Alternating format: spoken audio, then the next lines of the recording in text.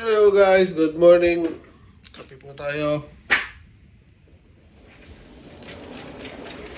Silipin natin ang garden natin.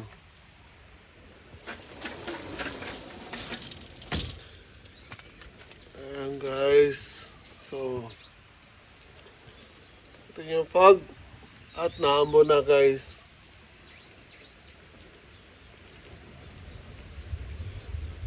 Hindi kita sa camera pero pino yung ambon eh.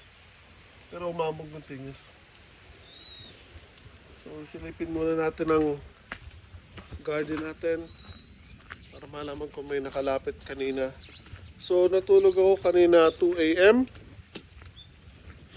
After that, wala na. Bagsak na. Tulog na. Nagising ako past 6 a.m. I think 6:20 ako nagising or something. Okay. So, here's our garden. Yan guys, mga petals po yan ng cherry blossom or sakura. Yan po yung bundok sa likod natin. So far, wala ko nakikita ng traces ng pagpasok ng kahit anong hayop.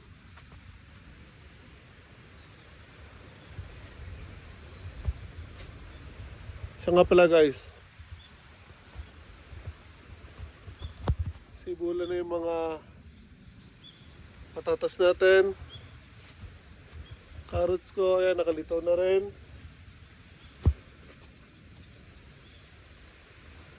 Yung kangkong wala pa. Mane wala pa. Pero sibuyas, yung dalawang beds ng sibuyas, labasan na rin. Luya wala pa. So ayan guys, ang dami na po nakasibol sa mga tanim natin.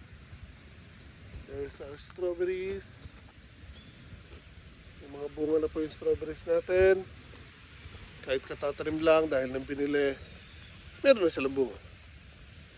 So ito yung bakod natin guys.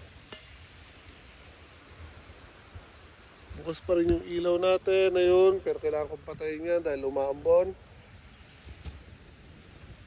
Up. Tingnan natin kung tumigas na siya or hindi. Hawakan natin ng konti.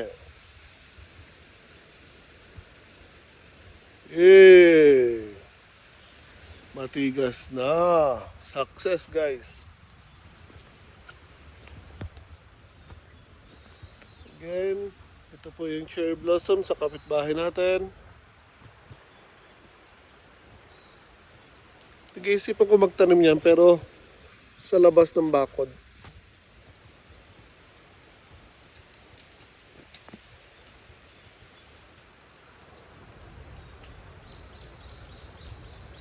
Kape muna tayo guys. Yan no. Cherry blossom. Kape. Good morning. Blessed morning everyone. Saan man tayo nandyan. Ganahin yung mga pinutol natin puno.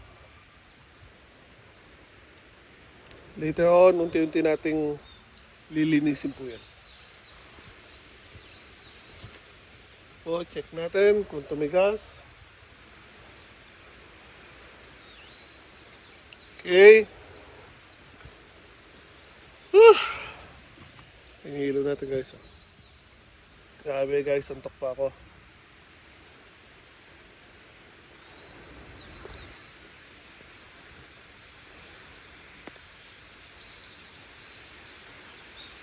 Okay.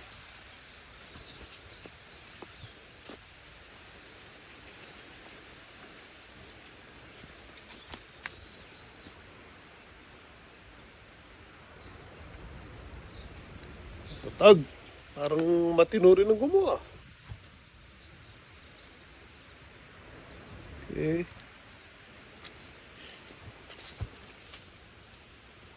Last one. Ayos. Panalo guys.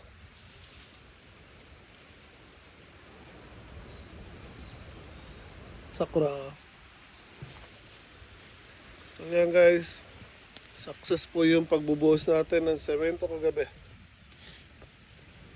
Okay, balik na ako sa loob ng bahay. babasa ako sa ambon. Lamig pa. So, last look sa bundok habang ang kapal ng pag. Blessed morning everyone.